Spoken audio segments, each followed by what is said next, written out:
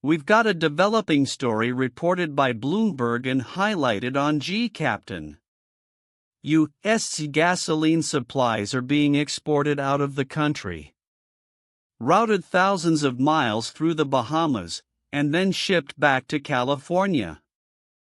This is happening while California faces declining refinery capacity and some of the highest fuel prices in the United States.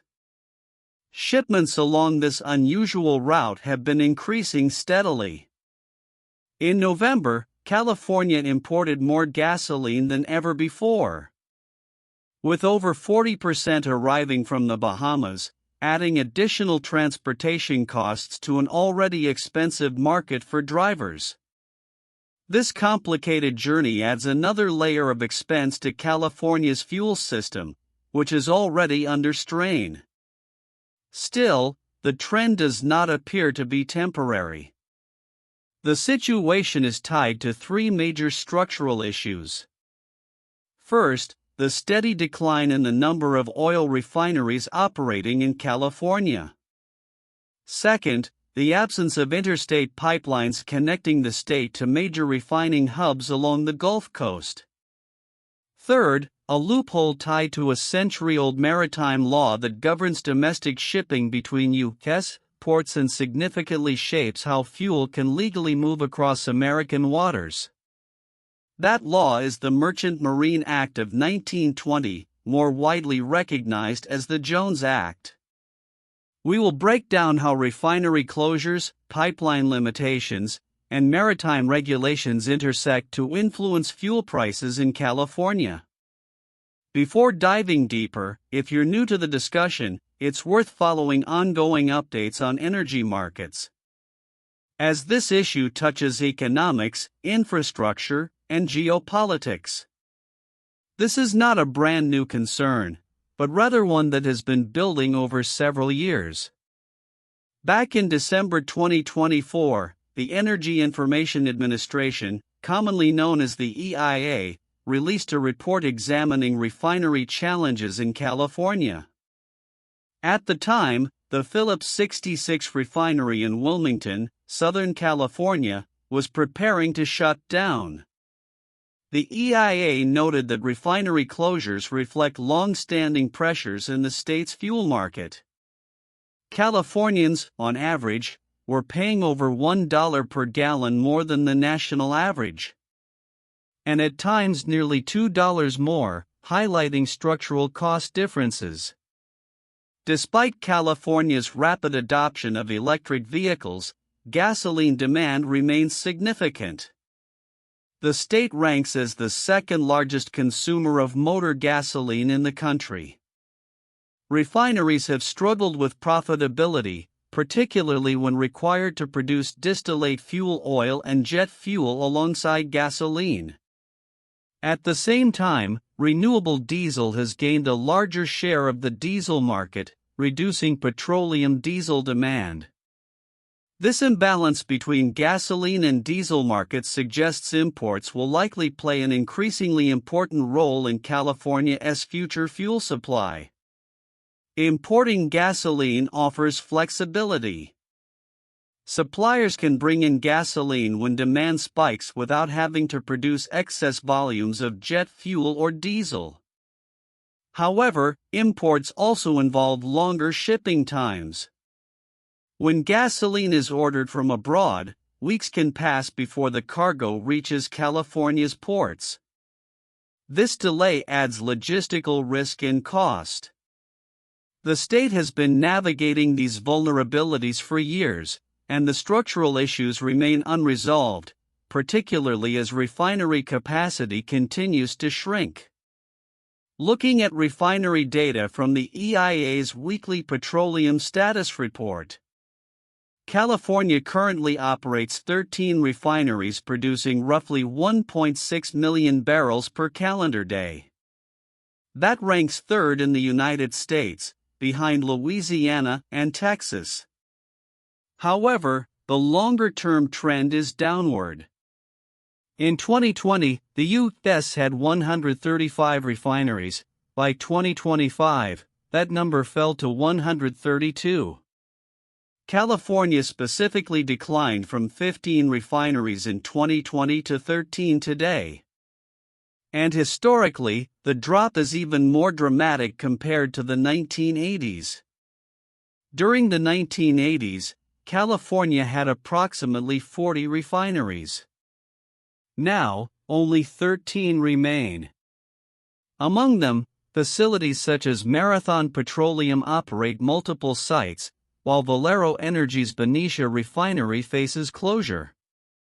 That single refinery represents nearly 10% of California's crude oil processing capacity, around 145,000 barrels per day. Losing that output significantly tightens supply in a state already dependent on a delicate balance between local production and imports. California's Governor, Gavin Newsom, has stated that discussions are ongoing to evaluate options for continued operations at Benicia. The administration emphasizes collaboration with industry and consumer protection. Yet, even with policy engagement, refinery economics remain challenging. As facilities age or become less profitable, closures become more likely. Each shutdown reduces local supply, increasing reliance on imports and amplifying exposure to global freight markets and shipping regulations. Energy consumption data further highlights California's dependence on petroleum. Although renewable energy use continues to grow, petroleum still accounts for a major share of end-use consumption. In 2024, California ranked 8th in crude oil production among U.S. states and 3rd in refining capacity. It is also the nation's largest consumer of jet fuel and second largest consumer of motor gasoline. Aviation, freight, and personal vehicles continue to rely heavily on liquid fuels despite the expansion of electrification efforts. Pipeline infrastructure presents another limitation. While major systems like the Colonial Pipeline connect Gulf Coast refineries to the U.S. East Coast, California lacks a comparable interstate link to Gulf Coast refining hubs. Pipelines such as those operated by Kinder Morgan distribute fuel within California and to nearby states. But no direct pipeline delivers gasoline from Texas or Louisiana into Los Angeles or the Bay Area. As a result, marine transport becomes the only viable option. Because of this gap, ships must carry fuel between coasts. Under the Jones Act, cargo moving between U.S. ports must travel on U.S.-built, U.S.-owned, and U.S. crude vessels. There are only about 55 Jones Act-compliant oil tankers globally, compared to more than 7,000 tankers worldwide. This limited supply increases charter costs. Historically, foreign-flagged vessels were significantly cheaper. But freight rate dynamics have shifted in recent months, narrowing that price difference. Last year, California sourced more gasoline from the Bahamas than in the prior 9 years combined. Roughly 12% of gasoline arriving by ship came via this route. Other foreign suppliers, including India and South Korea, also contributed significant volumes. Asian refineries often produce gasoline blends that meet California's strict specifications, making them practical suppliers. Additionally, shipments from Asia can avoid some Panama Canal costs, though canal transit remains a key factor in routing decisions. The Panama Canal plays a crucial logistical role. While water levels have stabilized after past drought concerns, transit fees have increased, and congestion can delay shipments. Any disruption or added cost at the canal directly affects fuel economics on the U.S. West Coast. In recent months, freight rate shifts tied to sanctions policy and global tanker availability have also influenced price competitiveness between U.S. and foreign vessels. Interestingly, the cost gap between foreign and U.S. flagged tankers has narrowed. According to market data cited in reporting, foreign vessels were once about $4 per barrel cheaper to charter. Recently, that advantage has dropped to roughly $1 per barrel. If foreign freight rates continue rising, U.S. gasoline shipments may struggle to compete with suppliers from Asia. This shift reflects broader global tanker shortages and aging fleets.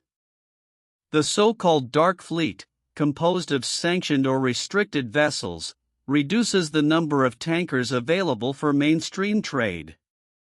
Meanwhile, many operational tankers are aging, and large-scale vessel replacement programs have lagged. As older ships approach retirement, global capacity tightens further. This broader maritime dynamic intersects directly with California's fuel supply challenges, reinforcing the importance of fleet renewal and infrastructure investment. Recent voyages illustrate the new trade pattern. The Singapore-flagged tanker Silver Moon delivered nearly 300,000 barrels of gasoline blend stock to Los Angeles after loading in Freeport, Bahamas. It transited the Panama Canal before arrival and was consigned to Phillips 66.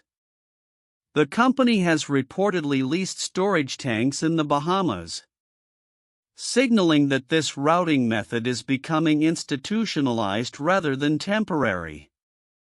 Storage capacity within California is another constraint.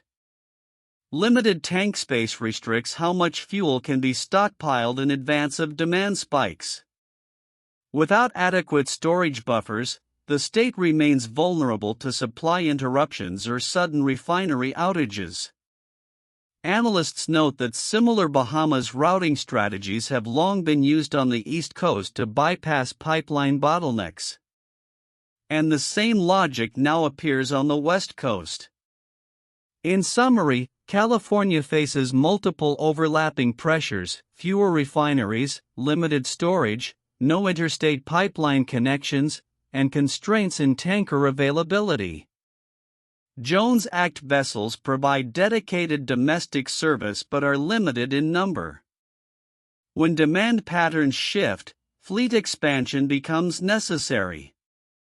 Building additional tankers could strengthen resilience, particularly as older double-hulled vessels approach retirement age under post-1990 safety regulations. There is also a strategic dimension. Southern California once served as a critical fuel hub during the Second World War, supplying operations across the Pacific. In any future geopolitical conflict, West Coast refining capacity would again be vital. Heavy dependence on imported fuel routed through the Panama Canal introduces potential vulnerabilities. Policymakers across multiple administrations have recognized these risks, though long-term structural solutions remain under debate. Ultimately, this issue predates any single political administration. It is rooted in decades of refinery closures, regulatory evolution, maritime law, and infrastructure gaps. By examining refinery data, shipping trends, and global tanker markets, we gain a clearer picture of the forces shaping California's fuel prices. The numbers and logistics tell a complex story. The question moving forward is what combination of policy, investment, and market reform will best secure reliable and affordable fuel supplies.